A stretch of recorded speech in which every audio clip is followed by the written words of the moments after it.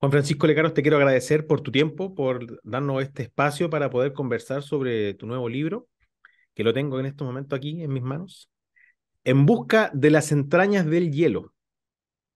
Bueno, cuéntame un poquito para que los lectores se interesen un poco. Cuéntanos así, muy breve, ¿de qué se trata este nuevo libro? Mira, en dos palabras, Pablo, se trata de la exploración antártica, del intento primero de poner una estaca, la bandera de los países en el centro de los polos, ¿ah? Porque hablo de Antártica y Ártico. Y después la segunda parte del libro se trata de un particular explorador, Shackleton, que en vista de que ya otros países, porque él era inglés, otros países habían puesto esta bandera en la latitud 90, el tipo hace una cosa completamente increíble, dice voy a cruzar de punta a cabo la Antártica. Es una locura. 40 años después se logró y el tipo en realidad no alcanza ni siquiera a poner pie en el continente porque el barco el cual iban los hielos lo empiezan a apretar, a presionar, a destruir y estos tipos tienen que abandonar el barco y viven flotando en los hielos, después en una isla, en fin, es poco toda la aventura durante 500 días. Entonces, eso es básicamente la historia, que es una historia además muy cercana a nosotros, no tan conocida, y, Pablo, absolutamente increíble. El frío, la incertidumbre de la alimentación, no tenían el menor control a dónde iban porque iban flotando en los hielos, imagínate. Mm. Y llevando, tirando a la rastra tres botes salvavidas que finalmente les permitieron salvarse. Y tiene, perdón, y con esto termino, discúlpame, tiene la intervención del piloto Pardo, que a lo mejor es un nombre que a todos los chilenos nos suena, así como el Teniente Bello. Y este tipo logra rescatarlos a estos náufragos en una isla y fin, final feliz. Pero fue una historia de un esfuerzo increíble, Mm. monumental. Mm. Yo a Eso simple es. vista, perdón, a simple vista cuando vi este libro, yo pensé que eran así relatos de ficción sobre la Antártica, en la nieve, pero después me di cuenta de que son puras historias de verdad, po. Son puras historias Sí. reales y ahí uno se da cuenta que muchas veces la realidad supera la ficción. Este es absolutamente el caso, qué buena la expresión. Total, es absolutamente sí.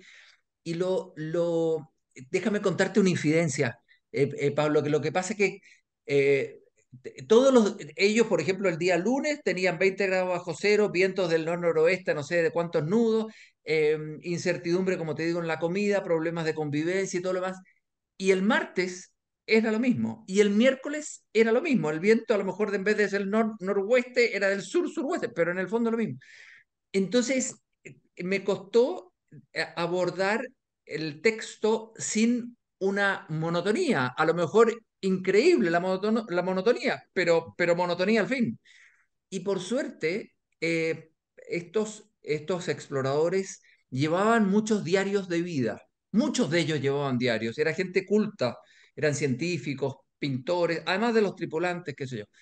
Y entonces los diarios te entregan un sabor del detalle, de la perspectiva distinta frente al mismo suceso. Eso, porque traté de llenarlo de anécdotas un poco para que fuera un relato como de ficción, como dijiste tú al comienzo. Y eso me ayudó mucho. Mm. Porque entonces había un tipo que se enfermó del estómago y otro que lo tuvieron que operar de la gangrena y cortarle los dedos al pie. ¿Te fijas? Entonces Claro. hay esas cosas que sí, es como un relato en paralelo, por así decir. En el fondo, son como relatos épicos, de alguna manera. Claro.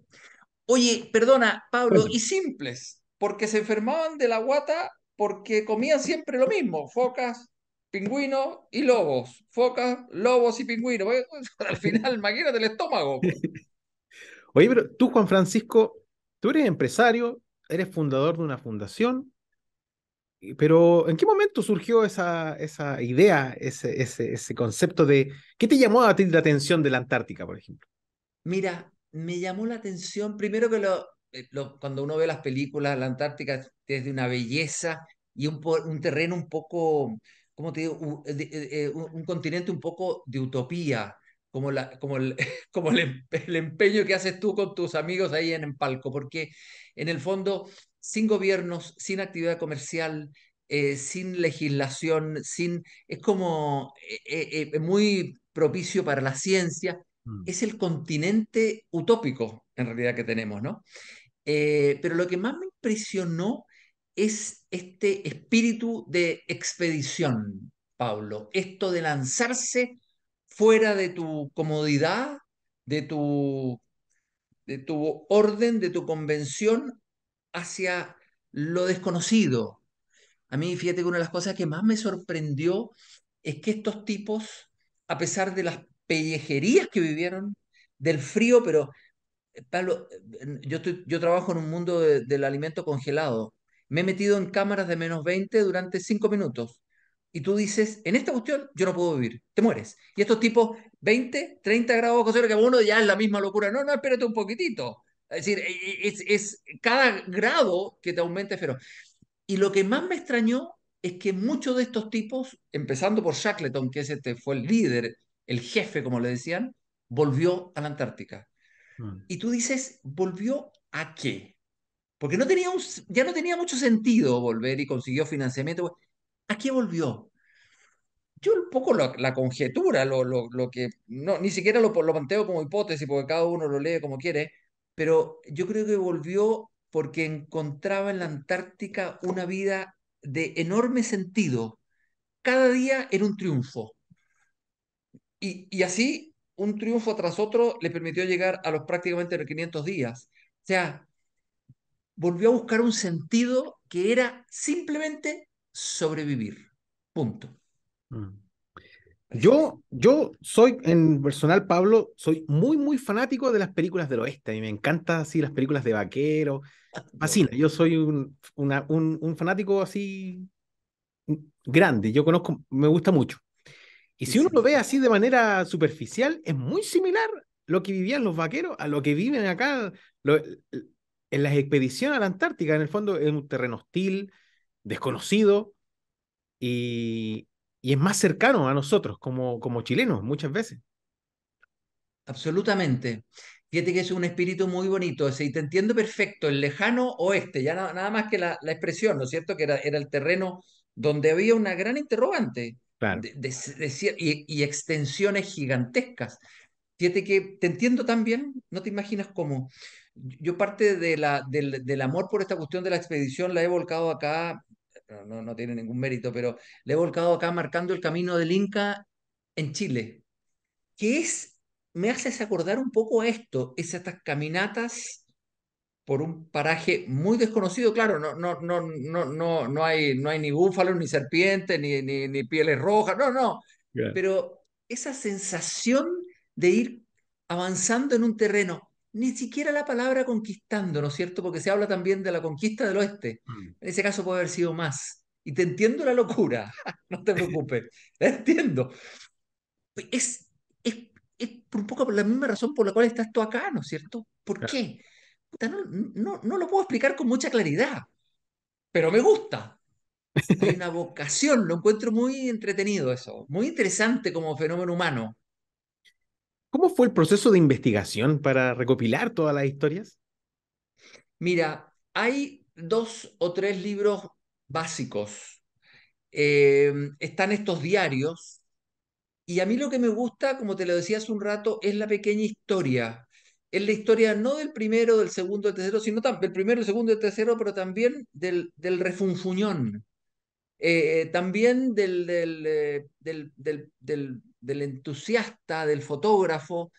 Eh, hay bastante literatura porque en Inglaterra esta historia la tienen hay una institución, la Royal Geographic Society, o sea, la Sociedad Real de Geografía, que era como la entidad dedicada a descubrir África y después la Antártica, los tiene como los grandes héroes. Hay unas estatuas muy bonitas de todos estos, porque es la conquista por amor a la geografía.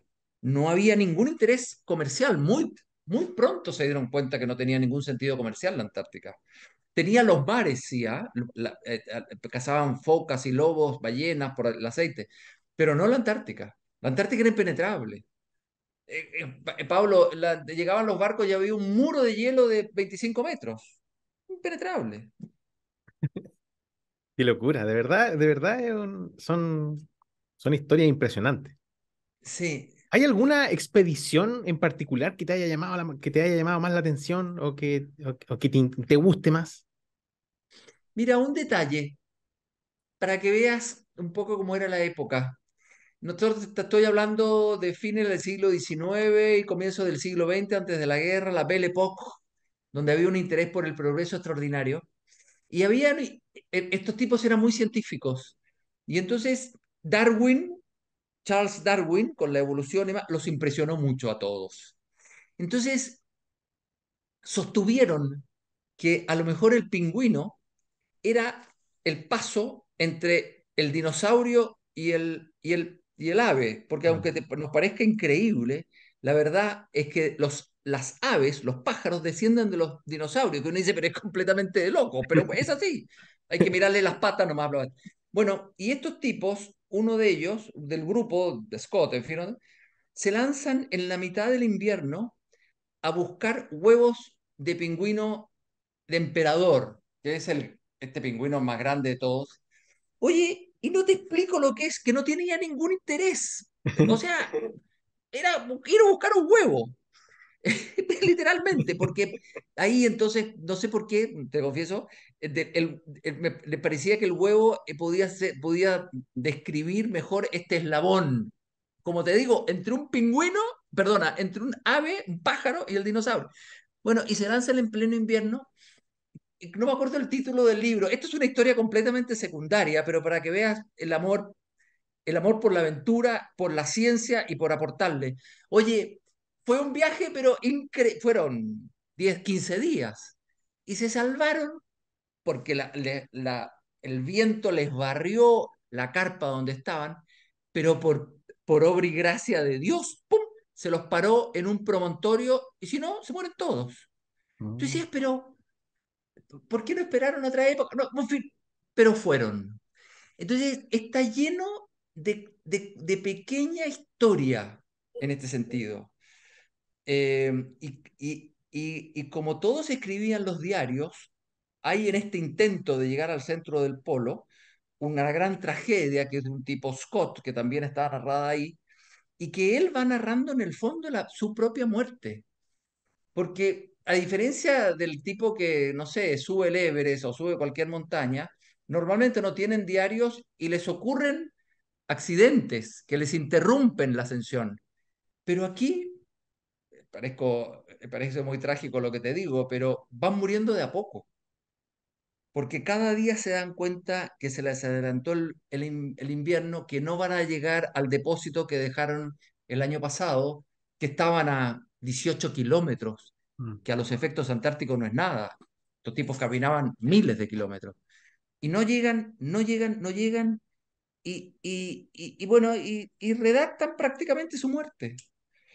Por mm, supuesto, en Inglaterra estos tipos son unos héroes, pero es así. Entonces, traté de escribir un libro, Pablo, como con muchas entradas distintas, el esfuerzo psicológico, la importancia que tenía la literatura para ellos, el problema de la comida, de la convivencia, de la fragilidad de vivir en el hielo. En un minuto dado se empiezan a marear y entienden que el hielo está tan delgado que traspasa el oleaje.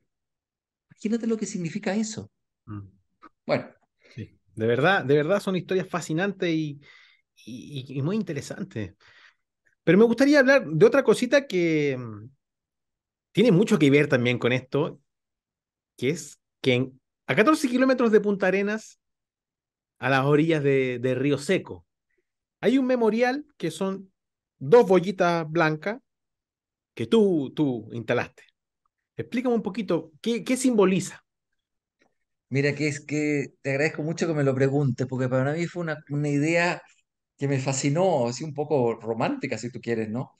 Pero la idea de tener boyas homenaje lo encuentro precioso, o sea, la Esmeralda tiene y esta, bueno. Cuando este piloto pardo se embarca a rescatar a esta gente, que estaban, no te quiero relatar la cosa para no ocupar la historia, digamos, para no ocupar tanto tiempo, pero los tienen que ir a rescatar a una isla en donde habían 22 tipos abandonados. Y este piloto pardo que tenía un barco, que era un barco para alimentar los faros, o sea, un barco para mares muy protegidos, se lanza, los pueden rescatar y vuelve. Él fondea antes en Río Seco, que en este lugar donde dices tú, antes de llegar a Punta Arenas. Y Mm. llegan a Punta Arenas y avisaron desde ahí, de este Río Seco, donde había un frigorífico, la llegada a Punta Arenas. Entonces Punta Arenas los recibe con las campanas, todo el pueblo sale a visitarlos y todo, a recibirlos y todo lo demás.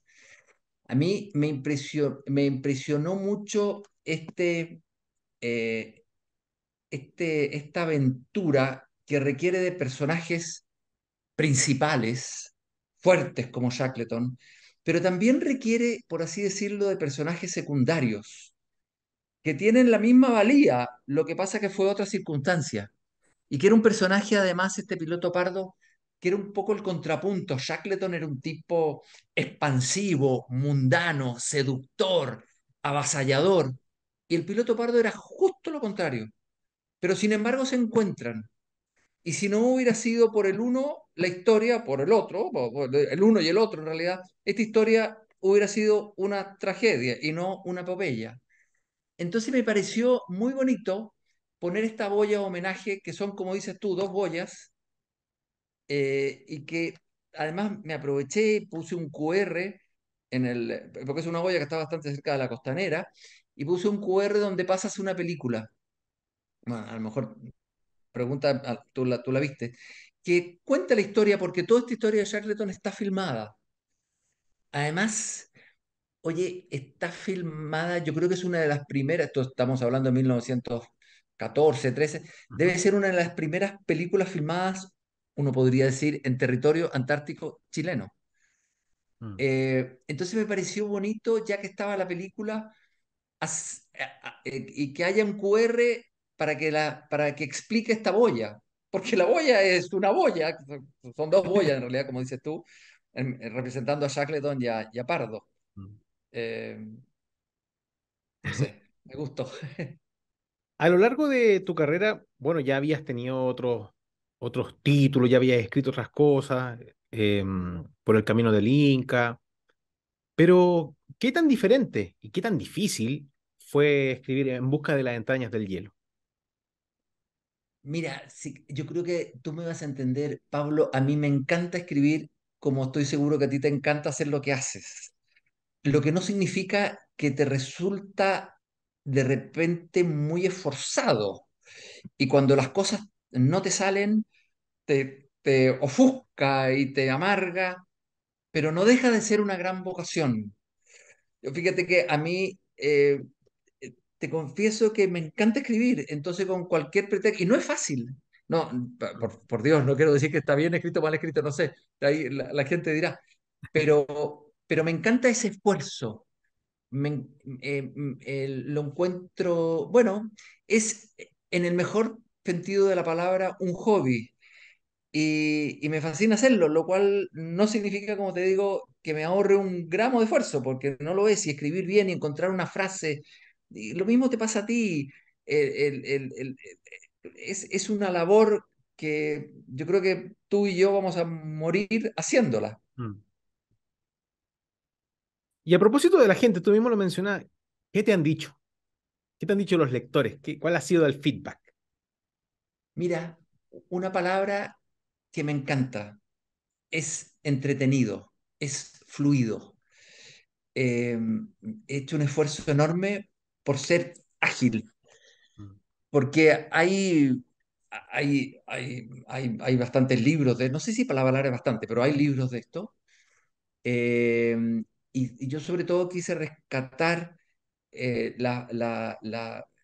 o ponerle énfasis en esta cosa fluida de esta historia, que como te digo, es una historia que podría convertirse muy monótona, porque es una historia muy geográfica, de vientos, de placas, de hielo, de qué sé yo.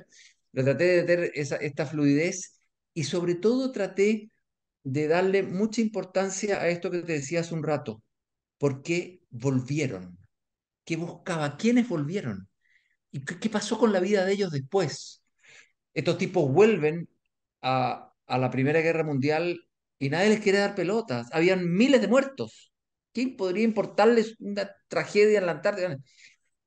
yo no encontré que esa búsqueda del sentido la encontré muy bonita. Un poco como el retorno de Ulises.